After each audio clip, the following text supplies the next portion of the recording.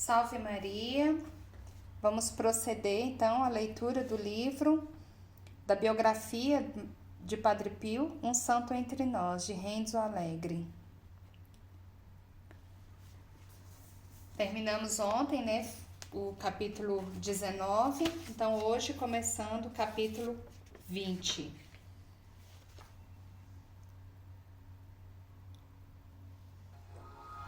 Capítulo 20. Homem de Ação, 1946 a 1959. Todos os santos são hiperativos, têm fogo nas veias, vivem de amor e de altruísmo e devem agir em favor dos outros. O seu coração é como um vulcão cheio de lava prestes a explodir. A sua mente elabora continuamente projetos e ideias. Não conhecem o repouso nem o cansaço, e ainda menos o tédio. Os místicos, portanto, contrariamente ao que se poderia pensar, são ainda mais surpreendentes. Basta pensar em Santa Teresa d'Ávila ou em Santa Catarina de Sena. Uma das principais características de Padre Pio, raramente posta em evidência, é precisamente a atividade social. Sou um frade que reza, descrevia ele a si próprio. Na realidade, porém, foi sempre também um homem de grande ação.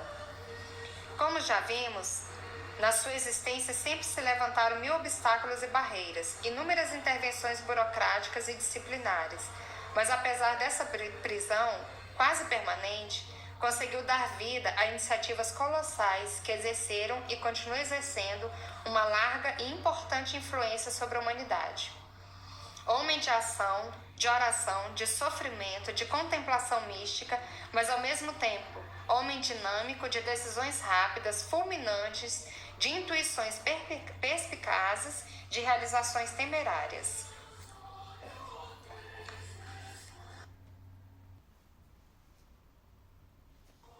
A obra social mais conhecida de Padre Pio é a Casa Alívio do Sofrimento, o grande hospital edificado sobre o Gargano e que hoje é um dos maiores da Europa. Pela sua eficiência, valor científico e dedicação aos pobres, constitui um exemplo único no mundo. É necessário conhecê-lo bem para poder apreciá-lo. Numa época como a nossa, onde emergem em muitos lugares no mundo enormes deficiências hospitalares provocadas por uma assistência desumana à saúde, a Casa Alívio do Sofrimento parece um milagre.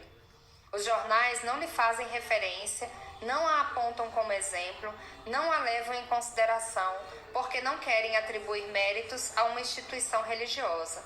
Contudo, para quem não tem vendas nos olhos, nem é vítima de preconceitos, trata-se de uma realidade social maravilhosa. Quando foi inaugurada, a 15 de maio de 1956, ninguém pensava que viesse a ter futuro. O local, uma aldeia perdida nas alturas do Gargano, a cerca de 40 quilômetros de Fódia, era quase inacessível. As verbas para o seu sustento, indispensáveis para um hospital particular que não podia usufruir de ajudas estatais, não existiam. Padre Pio, porém, precisamente no dia da inauguração, profetizou que aquela casa viria a ser uma cidadela da medicina.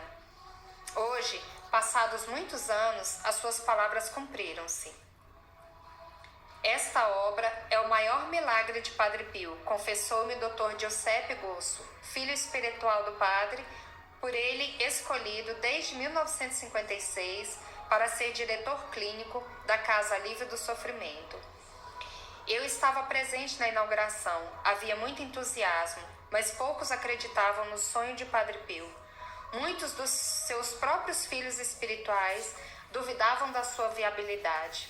Aliás, aquela região era paupérrima, estando afastada dos grandes centros habitacionais. Um hospital naquele local inóspito era impensável. Quando o Padre Pio me pediu para vir trabalhar aqui, fiquei perplexo. Eu tinha me licenciado há 8 anos e ocupava um posto no grande hospital de Pádua. Deixei-me convencer pela personalidade fascinante do padre e pelo afeto que sentia por ele, mas tinha a oposição de parentes, amigos e conhecidos. Todos eles diziam que eu ia arruinar a minha carreira, porque aquele hospital era uma loucura e em breve fecharia. Em vez disso, aconteceu precisamente o inacreditável. Estou aqui há mais de 40 anos e vi com os meus próprios olhos essa obra crescer pouco a pouco, e tal como o Padre Pio tinha predito. No dia da inauguração, ele pronunciou palavras proféticas. Ao lê-las hoje, ficamos atordoados. Olhando para o futuro da sua obra, que naquele dia entrava em funcionamento, o padre disse que ela se tornaria uma cidadela hospitalar, tecnicamente adaptada às mais arrojadas exigências clínicas. Frases precisas e concretas, com um significado inequívoco. Ora bem, tais palavras cumpriram-se à risca.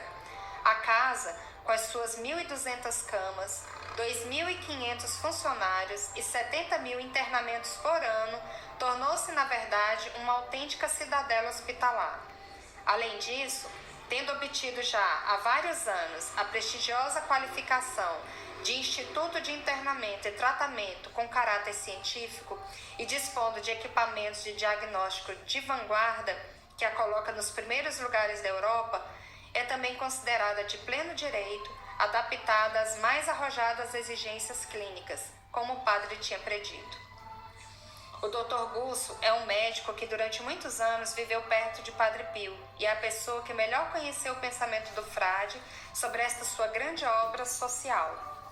Desde jovem, Padre Pio sempre pensou nos que sofriam, explica o médico.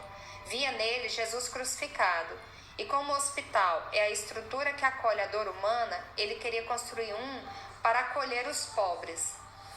A primeira tentativa de realização desse projeto teve lugar em 1925.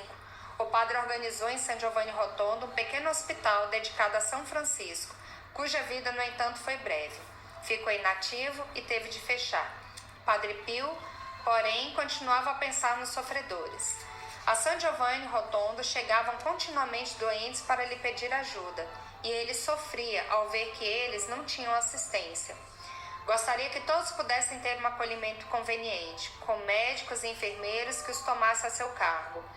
Continuava a pensar no hospital, e ao que parece, o próprio Jesus lhe terá pedido que o construísse durante uma visão mística.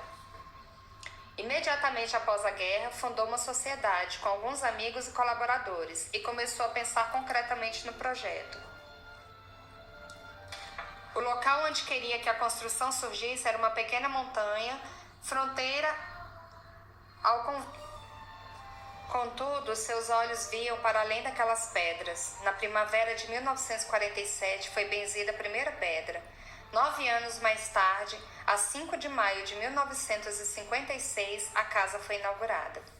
Foi nessa ocasião que o padre me pediu para vir trabalhar com ele. A construção tinha capacidade para 300 camas. Pensávamos que fossem demasiadas. Padre Pio, porém, sabia que aquele espaço era pequeno e começou imediatamente a fazer projetos de ampliação. A capacidade do hospital subiu para 600 lugares, em seguida para 900. Atualmente, junho de 1999, é de 1.200. No princípio, o hospital era classificado como clínica particular. Em 1971, tornou-se hospital provincial. Em 1980, hospital regional. Em 1991, obteve uma classificação situada no nível máximo do sistema de saúde, Instituto de Internamento e Tratamento com caráter científico. Percurso impensável, tendo em vista que se encontra numa região afastada das grandes cidades. Padre Pio também tinha predito que no seu hospital surgiria um centro de estudos internacionais. Também esse aspecto está se realizando. Com efeito, na Casa Livre do Sofrimento já trabalham em tempo integral cerca de 70 pesquisadores, e o resultado de seus estudos, divulgado todos os anos, através de uma centena de publicações, muitas das quais são revistas internacionais, constituem uma das vozes mais prestigiadas para o mundo médico italiano. Recentemente, o nosso instituto foi protagonista na descoberta do gene responsável pela hemocromatose, doença que atinge uma em cada 400 pessoas. O Dr. Busso quis acompanhar-me na visita ao hospital. Partimos dos edifícios mais antigos, ainda perfeitamente conservados, para terminar nas instalações mais recentes. Tomamos elevadores automáticos, nos quais uma amável voz feminina informa se o elevador sobe ou desce, indica o andar da parada e os departamentos que se encontram nesse andar. Visitamos laboratórios vanguardistas onde funcionam aparelhagens médicas futuristas com máquinas únicas na Itália. Algumas delas são únicas na própria Europa, como as que pertencem ao Departamento de Medicina Nuclear. Descemos as cozinhas imensas, completamente automatizadas, capazes de preparar massas personalizadas para cada doente, segundo dietas prescritas dia após dia. Por toda parte se nota a limpeza mais absoluta. A ordem e a eficiência são surpreendentes. Padre Pio ensinou-nos a trabalhar sob o olhar de Deus, diz o Dr. Russo. É difícil esquecer os seus ensinamentos. Ele repetia muitas vezes: em cada doente está Jesus, que sofre. Em cada pobre está Jesus, que definha. Em cada doente pobre está 2 vezes Jesus, que sofre e definha. Falava com tal convicção que marcava para sempre o espírito de quem o escutava. O Dr. Gusso ainda quer pôr em evidência um pormenor que considera importante para compreender o verdadeiro significado da obra de Padre Pio, e explica. O padre não quis que a sua obra se chamasse hospital, por isso escolheu o termo casa. O doente, sobretudo se é pobre e de condição humilde, sente-se perdido quando, pelo seu sofrimento, fica afastado da sua própria casa e dos seus entes queridos. Quando vem se tratar na casa de Padre Pio, deve encontrar um ambiente afetuoso, solícito, como o ambiente do seu lar. Neste ambiente, todos nós que estamos à sua volta devemos ter uma única finalidade em vista, um único objetivo: aliviar os seus sofrimentos, sobretudo através do amor e da solicitude, pensando que naquele doente está presente Cristo. A Casa Alívio do Sofrimento foi criada por Padre Pio no período do pós-guerra, ou seja, nos anos em que era protegido por Pio XII, podendo então agir sem estar continuamente sob a mira das autoridades do Santo Ofício.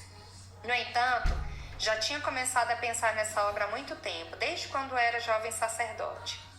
Os que sofrem sempre estiveram no coração do padre.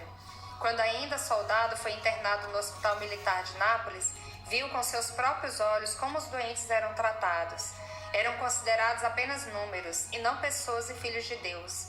Ficava indignado ao ver os sofrimentos, os abusos e as humilhações a que estavam sujeitos. E de que ele próprio foi vítima. Provavelmente terá começado então a pensar no hospital dirigido por católicos, segundo os princípios do amor evangélico.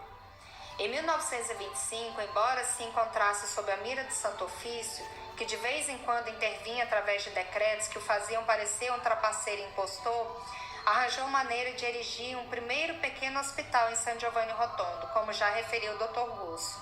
Era pouca coisa, mas utilíssima, porque antes disso não havia nada. Aquela iniciativa não foi bem sucedida, porque o padre, pressionado por proibições de todos os tipos, não pôde prestar-lhe assistência.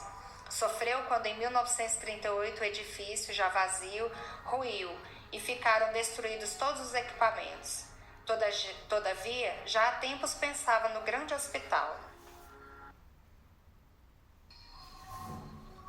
Essa obra está envolta num enigma que nunca foi oficialmente esclarecido, ou melhor, encerra vários pontos obscuros misteriosos sobre os quais os biógrafos oficiais de Padre Pio se desviam, quase como se tratasse de assuntos inabordáveis. Parece-me tratar-se de uma atitude errônea.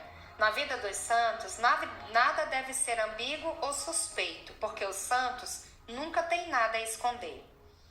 Os biógrafos oficiais, quando contam a história da Casa Alívio do Sofrimento, partem sempre de uma reunião ocorrida em casa do Dr. Sanguinetti, colaborador de Padre Pio, a 9 de janeiro de 1940, às 4h30 da tarde. Há uma ata desse encontro em que, entre outras coisas, se diz que os participantes se reuniram a fim de construir uma comissão para a fundação de uma clínica, segundo a intenção de Padre Pio de Petreutina. Os presentes, tendo sido informados pelo Dr. Mário Sanvico do desejo do padre, estudam as diretivas a seguir. Com a ajuda da providência, a comissão foi constituída da seguinte forma: fundador da obra, Padre Pio de Petreutina, que de momento deseja não ser nomeado. Secretário, Dr. Mário Sanvico. Tesoureiro e contabilista, Carlo Chiusdei. Técnico de Medicina, Dr. Guglielmo Sanguinetti. Diretora de Organização Interna, a menina Ida Seitz. Fica acordado que tudo aquilo que se fizer deverá ser submetido ao parecer do padre. Nesse documento, não há qualquer referência ao trabalho que já tinha sido feito com vista ao projeto específico, trabalho importantíssimo, fundamental, iniciado há 11 anos. Tratava-se de um trabalho secreto que, no entanto, o Padre Pio conhecia muito bem e que ele próprio tinha orientado ao longo daqueles anos. Talvez em 1940 fosse prudente não mencioná-lo, mas hoje podemos revelar toda a verdade. Esse trabalho foi desenvolvido por Emanuele Brunato e por Francesco Morcaldi, as duas pessoas que, para defender Padre Pio, tinham chantageado a igreja, obrigando Pio XI a entrar em negociações e a dar a ordem de libertação do padre em 1933. Tinham atuado sozinhos contra a vontade de todos, contra o próprio Padre Pio, e por isso tinha havido em relação a eles uma espécie de afastamento total. Nunca ninguém tinha conseguido fazer o Santo Ofício ceder, mas eles conseguiram. Padre Pio, porém, embora tendo desaprovado, até publicamente, a sua intransigência e a sua ousadia, sabia que eles tinham um coração puro e continuara a considerá-los, em privado, amigos muito queridos. Foi precisamente nesse período que confiou a Brunato uma das missões mais delicadas ligadas ao projeto do seu futuro grande hospital, sabendo que só ele poderia levá-lo a bom termo. Eis, portanto, em traços gerais, a história das vicissitudes que nunca ninguém contou até hoje e que, para tornar mais completas essas informações, achei por bem apresentar.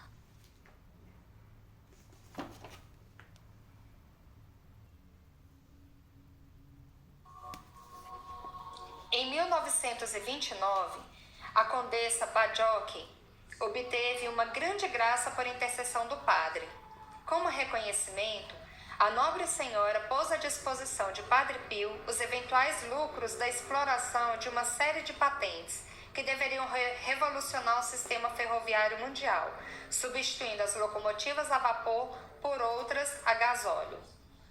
As patentes eram dos inventores Fausto Zarlati e Umberto Simoni, e para sua exploração fora constituída a Sociedade Zarlati, composta pelo conde Vincenzo Bajocchi, pelo conde Alessandroni, pelo advogado Antônio Angelini Rota, pelo engenheiro Umberto Simoni e pelo conde Eduardo Aluffi, guarda nobre do Papa.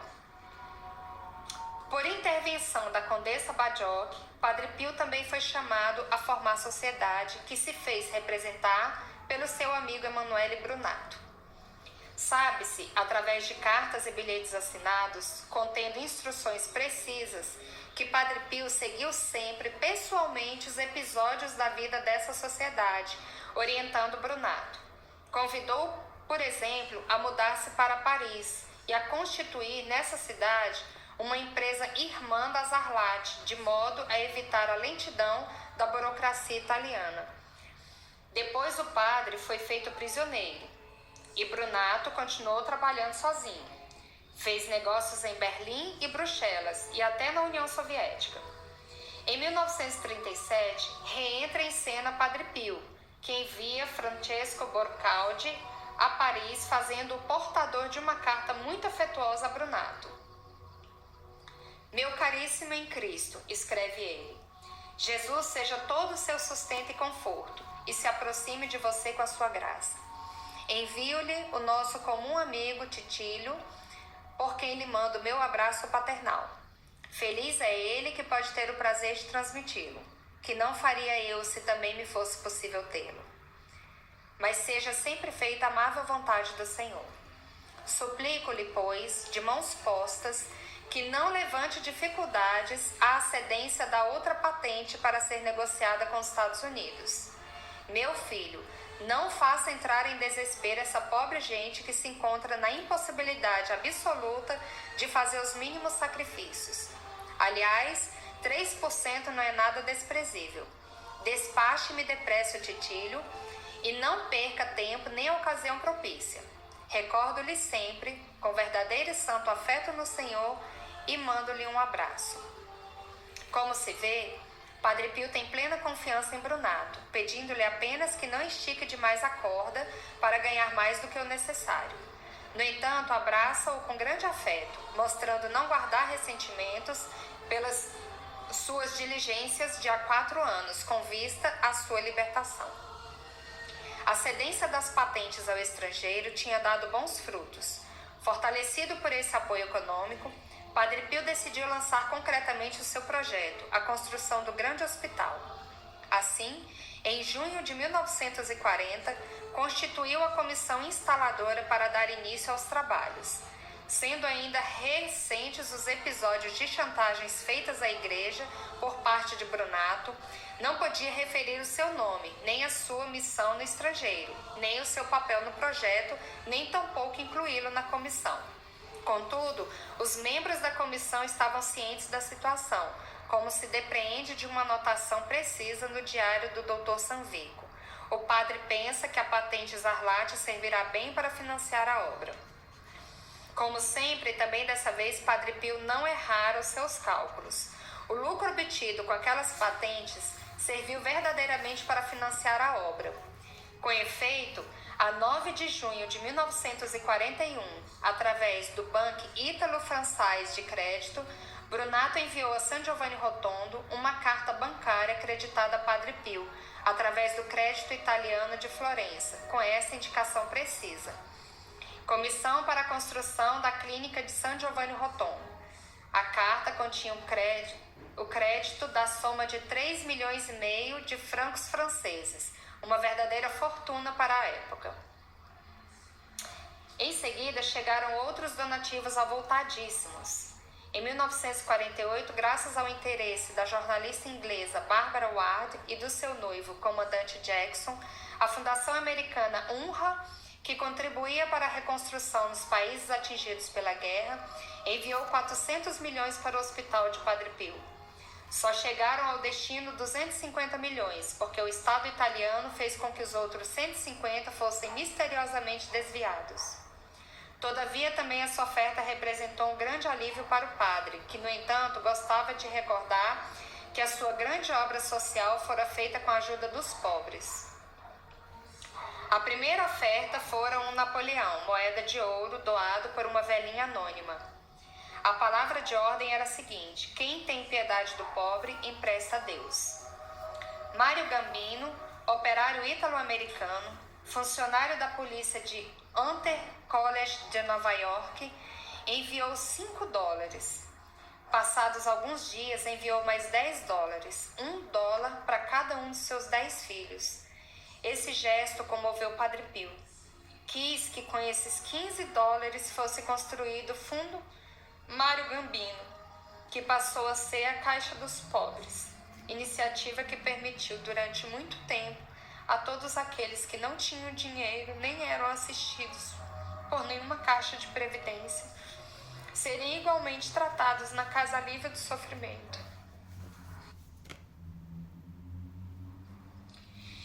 Padre Pio seguia pessoalmente os trabalhos. Francesco Lotti, médico, recorda: numa ocasião particular, vi Padre Pio perturbado e cheio de indignação.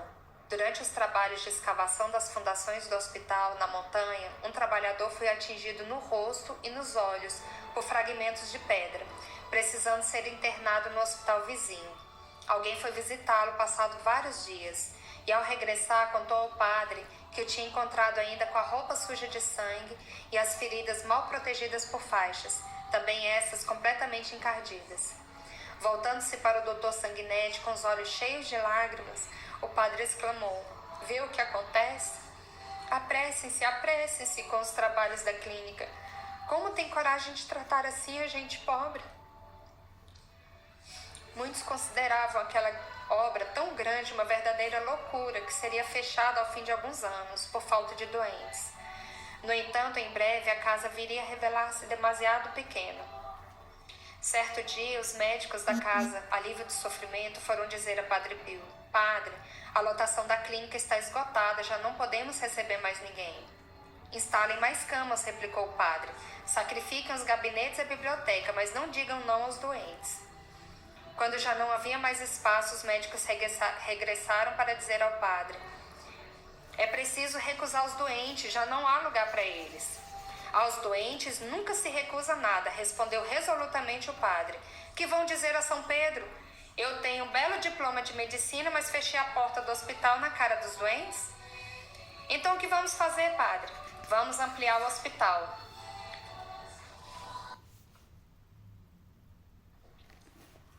Referindo-se à casa, alívio do sofrimento, o padre dizia: é minha grande obra terrena. Era uma obra social, mas em paralelo, intimamente ligada a ela, havia outra iniciativa genial também de caráter social, o movimento dos grupos de oração. Quantos são? Onde se encontram? É difícil dar respostas precisas, porque se trata de uma realidade em contínua evolução. Os grupos registrados são mais de 2.000, mas há outros espontâneos que nunca foram registrados, embora sejam eficientes. Esta iniciativa constitui uma das mais importantes realidades espirituais do século. É fácil poder avaliar a importância de uma obra física, visível, de um movimento ideológico também, mas de uma iniciativa que incide sobre o plano espiritual, como a dos grupos de oração, nunca se poderá conhecer o peso real, nem constatar para que serve realmente, aonde chegou, quais as vantagens dela decorrentes. Sabemos, no entanto, que atua sobre as consciências, no silêncio das almas, que estende os seus benefícios à mente e ao coração das pessoas, pondo-as em contato com Deus através do diálogo, do amor e da graça. Na oração, dá-se um misterioso intercâmbio entre Deus e o homem. O homem fala, entrega-se. Deus escuta e intervém com seu amor, transformando, plasmando, inserindo a si próprio na história. É um mistério de amor, cujo significado é incompreensível para nossa pobre mente, mas que a fé nos diz ser real. Um movimento desse gênero, que envolve milhões de pessoas, tem consequências profundas do ponto de vista ético para a humanidade. Os grupos de oração foram inspirados a Padre Pio por algumas frases e considerações expressas pelo Papa Pio XII no início do seu pontificado.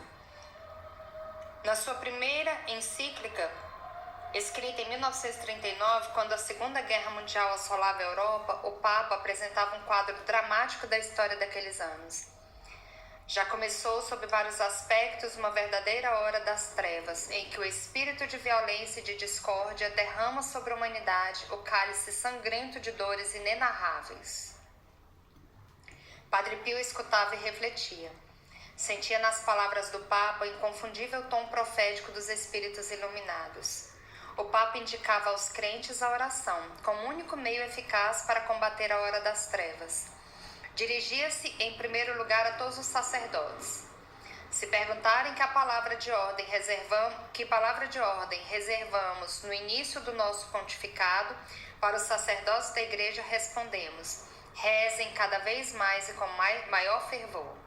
E ainda, rezem, veneráveis irmãos, rezem sem interrupção, rezem sobretudo quando oferecerem o divino sacrifício do amor.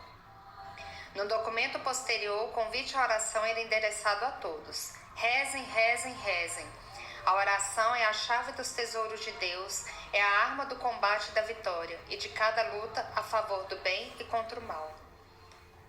Padre Pio, que era uma oração viva, como alguém definiu, comparando-o a São Francisco de Assis, sentiu nas palavras do Papa como que um convite pessoal e respondeu imediatamente com a generosidade dos santos. Incitou os seus confrades, os seus fiéis e, sobretudo, as suas filhas e os seus filhos espirituais. Vamos pôr mãos à obra, arregacemos as mangas, sejamos nós os primeiros a responder a esse apelo lançado pelo Romano Pontífice. A centelha de vida de oração em grupo que o padre tinha ateado com as primeiras filhas espirituais em 1916, em San Giovanni Rotondo, torna-se atual. A sua chamada não caiu no vazio.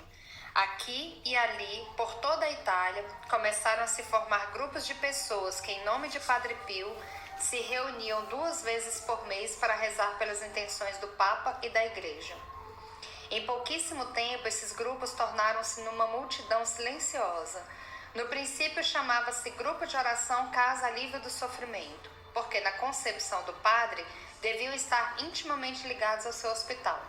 Ele queria que a oração fosse o fundamento da sua obra a favor dos doentes, de modo a aliviar os sofrimentos físicos, não só através da ciência, mas também da medicina espiritual, que é precisamente a oração. Mais tarde passaram a ser uma realidade autônoma, conservando apenas a denominação de grupos de oração. No entanto, a ligação com a Casa Alívio do Sofrimento tem se mantido sempre. O apelo à constituição de grupos de oração em todas as cidades, em todos os países, foi lançado oficialmente em agosto de 1950. É tempo de nos unirmos, é tempo de cerrar fileiras, criando uma verdadeira unidade de intenções e de ação.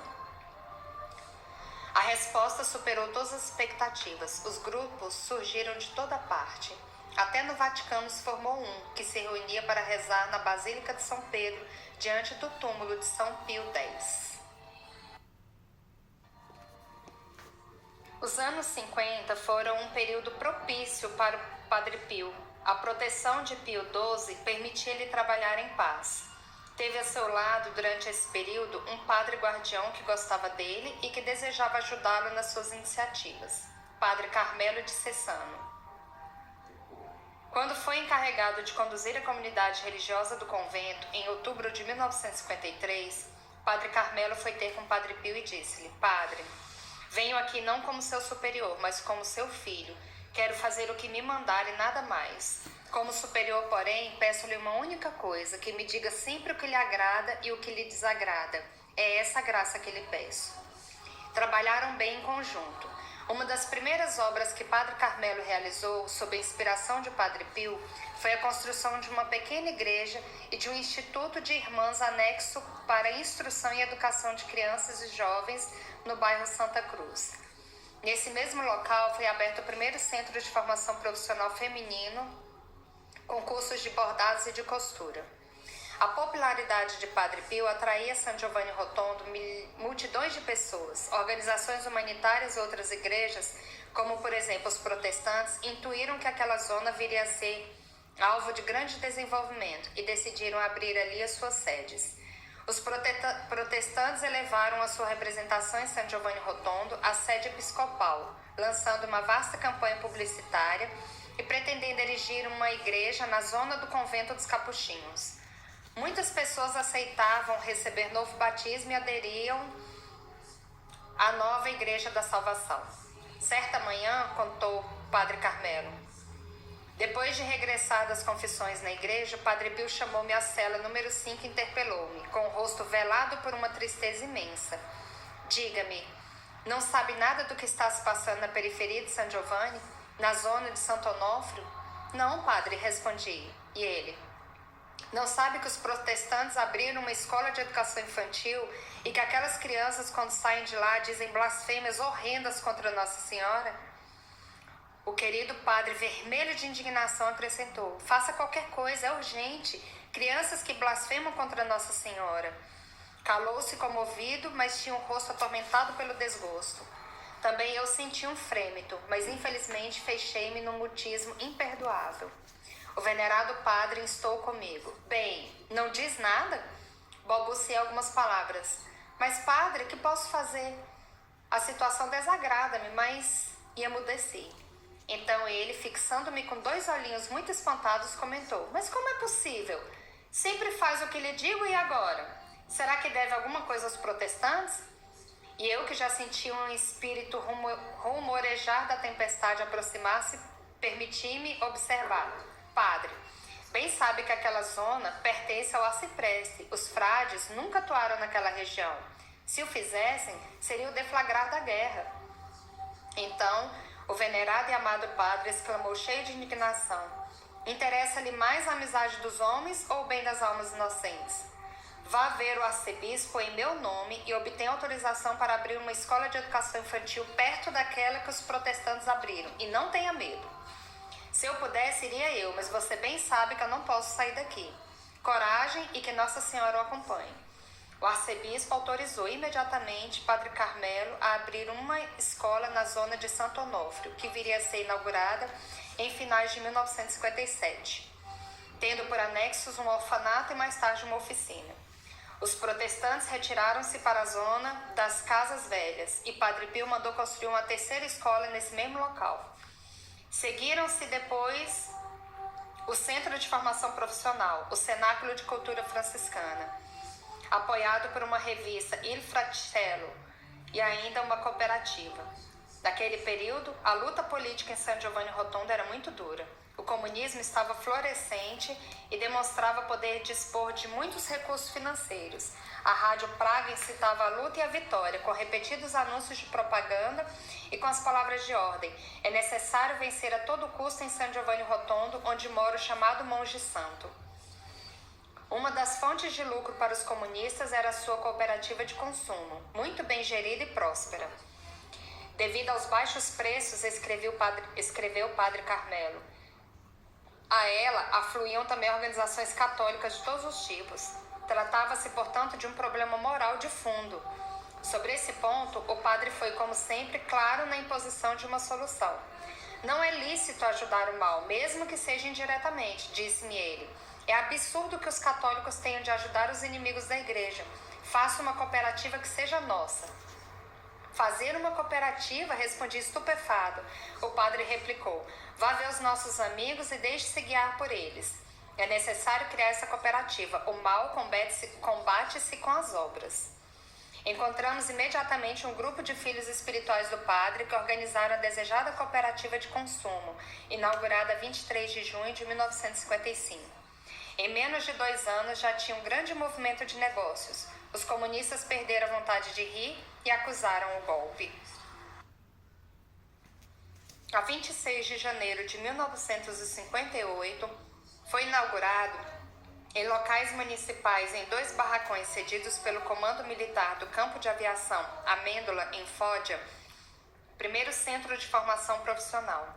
Foi um dos primeiros da província e viria a ser a sede de instrução de centenas de jovens do Gargano e de outras localidades. Padre Pio também pretendia abrir uma oficina de tecelagem em San Giovanni Rotondo, para ensinar esse ofício a algumas mulheres da terra. A família de Domenico Viesi de Cles, Trentina, muito devota de Padre Pio e titular histórica da fábrica homônima de paramentos sagrados, tomara conhecimento durante uma visita a San Giovanni Rotondo desse projeto do padre e decidiram oferecer cerca de 20 teares.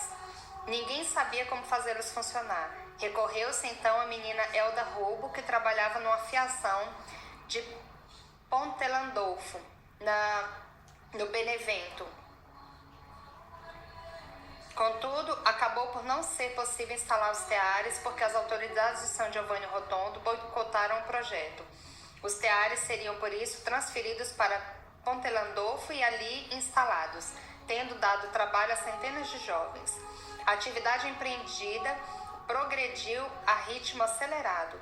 Dentre os operários nasceu um grupo de oração que todos os dias recitava o terço. Muitas iniciativas pensadas pelo padre durante aqueles anos viriam a ser realizadas pelos seus confrades depois da sua morte, como, por exemplo, a casa para os padres idosos ou inválidos, o mosteiro das Irmãs de Clausura, a casa do peregrino, a obra para crianças atrasadas e deficientes, a aldeia internacional da criança, entre outros. Com as suas obras sociais, Padre Pio revolucionou a vida de San Giovanni Rotondo, transformando essa vila em centro de iniciativas vanguardistas e exemplo daquilo que deveriam fazer os cristãos no mundo. Encerramos então esse capítulo 20 e o próximo vídeo começamos o capítulo 21. Salve Maria!